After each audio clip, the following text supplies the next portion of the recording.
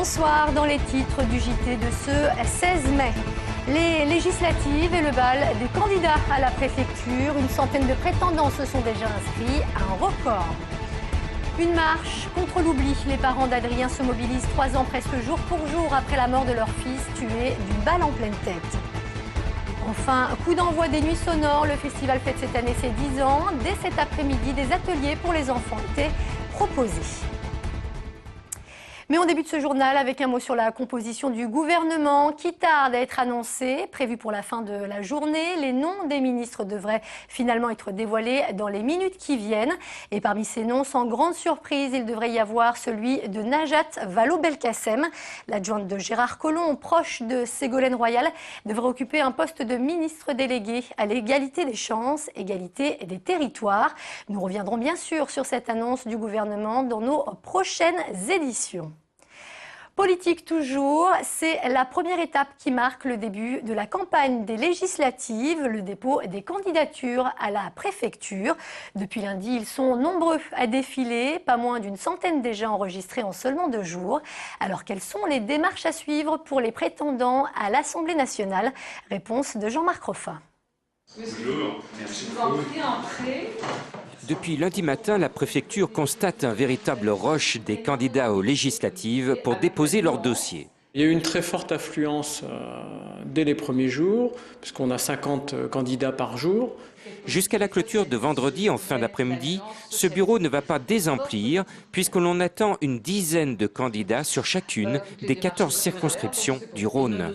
Donc on a mis beaucoup de moyens au niveau de la préfecture pour permettre d'accueillir les candidats dans les meilleures conditions possibles. Même si certains candidats sortants sont habitués à cette formalité administrative, la démarche officielle reste quand même chargée d'émotions. Il y a toujours quand même un petit côté émouvant à déposer sa candidature, parce que c'est le symbole. Là, aujourd'hui, c'est le moment où la candidature va devenir officielle. Mais pour beaucoup, c'est une première fois. C'est donc plus angoissant, surtout pour les petits candidats, auxquels la préfecture demande beaucoup de papiers, jusqu'au bulletin à glisser dans l'urne. Il y a quand même énormément de papiers à présenter. Déclaration du suppléant et récépissé de notre mandataire financier. Déposer sa candidature, c'est très facile. Il suffit d'avoir les bons papiers et de regarder les lois. Par contre, pour la distribution des tracts, pour coller les affiches, pour tout un tas de choses, ça se complique évidemment. L'attribution des emplacements de chaque candidat sur les panneaux d'affichage électoraux sera faite en préfecture samedi matin. Des législatives auxquelles ne participera pas Nora Béra, la secrétaire d'État à la Santé, qui un temps avait annoncé vouloir se présenter dans la 4e circonscription, et ce, sans l'investiture UMP. Elle a finalement décidé de renoncer, une décision guidée, selon elle, par un esprit de responsabilité. Je crois que ce qui prime, c'est d'abord de faire gagner notre formation politique. Ensuite, les histoires d'ego, les histoires personnelles, pour moi, passe en arrière-plan et ce qui compte, c'est de gagner ces législatives, vraiment. Maintenant, s'agissant de la fédération UMP du Rhône, elle a fait ses choix. Elle sera, en tout cas, face à ses responsabilités au soir du 17 juin et nous ferons le bilan ensemble à ce moment-là. Sa mort avait suscité beaucoup d'émotions à Dessines. C'était le 22 mai 2009. Adrien Vuillemin, 20 ans, décédé après avoir reçu une balle en pleine tête, tirée, semble-t-il, par un voisin qui ne supportait pas le bruit. Aujourd'hui, alors que la procédure est au point mort, les parents du jeune homme souhaitent que l'affaire soit relancée. Emmanuel Lebon les a rencontrés. Sentiment de colère, de désespoir, d'injustice, beaucoup de choses. La justice n'arrive pas à trouver la personne qui a fait ça. 3 ans et toujours rien, les parents d'Adrien restent sans réponse à leurs questions. Ils ne savent toujours pas qui a tiré sur leur fils dans la nuit du 20 au 21 mai 2009. Le principal suspect, un voisin qui aurait tiré depuis cette fenêtre, a été relâché. La famille craint aujourd'hui qu'un non-lieu soit prononcé. Comme la police du départ a pas fait les prélèvements comme il faut et n'a privilégié qu'une seule piste, cette piste-là, et bien maintenant on se retrouve sans rien. Donc notre seul espoir, c'est de trouver quelqu'un qui a vu quelque chose et qui nous amène à trouver quelqu'un d'autre. C'est donc un véritable contre-la-montre qui s'est engagé pour le couple Villemain. Depuis plusieurs jours, il placarde des affiches pour lancer un appel à témoins, notamment sur les lieux du drame.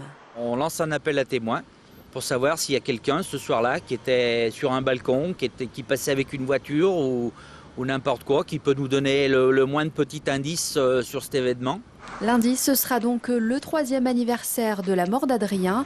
Un grand rassemblement est organisé à 19h au square qui porte désormais son nom. Alors que la ligne Lyon-Turin suscite toujours autant d'opposition, les relations entre les deux villes, elles, sont au beau fixe. Un accord de coopération a d'ailleurs été signé ce matin à l'Hôtel de Ville. Un accord qui prévoit notamment une démarche commune dans le domaine culturel, l'éducation, ainsi que le développement économique. Il y a déjà beaucoup d'échanges sur le plan universitaire, sur le plan culturel. Nous voulons les renforcer et faire en sorte que nos institutions puissent travailler davantage ensemble. Le De Ville peut avoir un grand profit de ça et nous on est bien contents, bien heureux de travailler avec M. Gérard Colombe et la grande ville de Lyon. C'était il y a seulement quelques minutes. La 10e édition des Nuits Sonores a officiellement été ouverte. Le festival qui va durer 5 jours a cette année investi de nouveaux lieux. Exemple avec le Ludopole à la Confluence où des ateliers découvertes destinés aux enfants étaient proposés toute la journée. Sur place, Félix Thomen. Taper, secouer, écouter, ce sont aussi ça les nuits sonores ou plutôt les mini-sonores. Au Ludopole à Confluence, on propose aux tout petits des ateliers d'éveil au son et aux instruments. Et pour une fois que l'on peut faire tout le bruit que l'on veut sans risquer de se faire gronder, on aurait tort de s'en priver. C'est une expérience facile et ludique. Les enfants peuvent prendre tous les objets, il y a un effet sonore direct et donc c'est ça qui plaît aux enfants. Là, celui-là, il est sympa de Brouillanga. Et qui plaît aux parents qui retombent eux aussi un peu en enfance. L'idée n'est pas de faire de leur progéniture le futur Jimi Hendrix ou la future Janis Joplin, mais bien de les sensibiliser dès le plus jeune âge à ce qui les entoure. Ce sont ces découvertes qui susciteront peut-être des vocations. Ça va peut-être faire des générations de musiciens ou de futurs adultes qui vont aller aux Nuits Sonores si ça existe encore d'ici 20 ans. Je vais les ouvrir à ça, je veux qu'ils aient une sensibilité, une écoute, un regard. Oui, bien sûr, je vais les ouvrir à la musique. T'as aimé venir jouer ici, toi? Tu as aimé jouer ici? Ça veut dire oui. Ce sont donc les plus petits qui ont lancé à leur manière cette 10e édition des Nuits Sonores qui durera jusqu'à dimanche. De l'Hôtel Dieu au Théâtre des Célestins en passant par l'Hôtel de Ville, durant 4 jours, Lyon va vibrer au rythme de l'électro, avec en point d'orgue le concert de New Order à la Sucrière dimanche à 21h.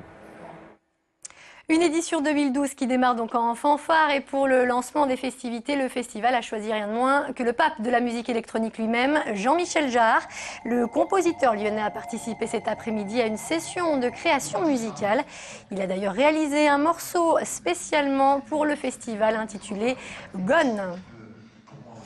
Et puis un mot pour finir sur cette opération lancée pour la 4e année consécutive par le Grand Lyon et ce dans 28 communes. Fête de la propreté s'est déroulée aujourd'hui avec un point de rassemblement place Bellecour. Objectif, sensibiliser les habitants à la question de la propreté en ville. Et c'est la fin de ce JT. Merci de nous avoir suivis. Passez une très bonne soirée sur TLM.